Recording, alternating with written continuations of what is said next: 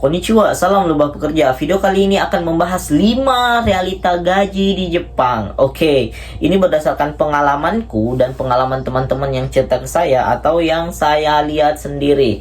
Oke, yang pertama, gaji bonus. Gaji dan bonus kadang nggak sesuai dengan realita yang ada gitu. Jadi di kontrak berapa yang ternyata gajinya berapa, atau ya kurang lebih kayak gitulah. Ada kerjaan kita yang banyak gitu, nggak sesuai kontrak kerja, job desk, tapi gajinya cuman nggak digaji, bahkan nggak masuk hitungan. Jadi gaji bersih 20 juta ke atas itu cuman mimpi. Nah, itu pengalamanku dan teman-teman, ya ada yang aku tahu.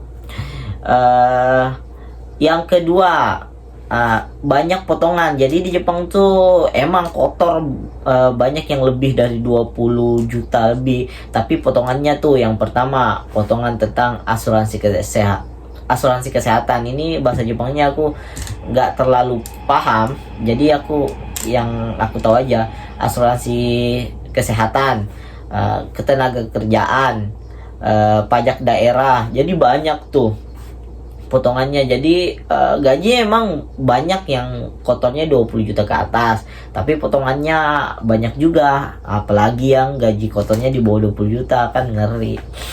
Oke, yang ketiga, gaji cuman belasan juta masuk rekening, bahkan ada yang nggak sampai. Jadi yang masuk ke rekening tuh kadang cuman belasan juta karena potongan-potongan itu tadi gitu. Bahkan ada yang nggak nyampe loh, bahkan ada. Itu yang apalagi di desa-desa tuh. Makanya kalau misal kerja tuh pilih di perkotaan lah, karena pertama UMR-nya gede, transportasinya banyak. Ya gua udah bahas di video-video sebelumnya. Oke, yang keempat, potongan biaya hidup makanan gitu. Ini di luar yang potongan yang poin kedua ya. Ini poin keempat adalah potongan biaya hidup untuk kita sendiri nih. Yang pertama untuk makan, yang kedua untuk tempat tinggal. Makan tuh mungkin sekitar 2-3 jutaan gitu. Tempat tinggal tuh sekitar ada yang 3 juta, 2 juta, ada 4-5 juta, jadi beragam gitu. Terus kebutuhan lain kayak misal mau beli peralatan inilah, peralatan itulah, ganti tas lah, ganti sepatu lah, ganti baju lah. Jadi itu yang buat gaji kita di Jepang tuh kurang drastis gitu. Belum lagi pasti kita akan jalan-jalan liburan gitu. Paling enggak beberapa kali dalam sebulan lah pasti makan di luar, di resto atau di mana, nyobain tempat-tempat baru, makanan baru. Kita kan ke Jepang bukan cuma untuk kerja tapi liburan. Jadi working holiday visa tuh bukan cuma untuk di Australia aja, tapi di Jepang juga, bro. Yang kelima, poin terakhir itu adalah kirim uang ke Indonesia. Jadi ini nih, kirim uang ke Indonesia. Jadi yang masuk berapa, yang dikirim berapa, yang disimpan bisa berapa.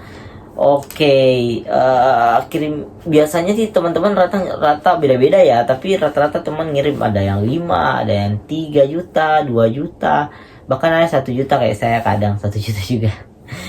Karena dikumpulin kan, tabung, tergantung kebutuhan di rumah. Jadi kesimpulannya itu adalah, kalian pikir kerja di Jepang itu bisa kaya? Enggak bisa kaya. Tapi kerja di Jepang tuh pasti berkecukupan. Ya, berkecukupan. Maka sebelum ke Jepang tuh kalian harus tahu hal inilah, supaya menjadi pertimbangan kalian jadi ke Jepang atau enggak gitu. Dan juga please jangan ke Jepang dengan uang talangan atau uang pinjaman. Itu sih menurutku. Tapi usahakan kalaupun bisa. Kalaupun nggak bisa ya apa boleh buat. Nah, itu aja. See you next video. Mata ne.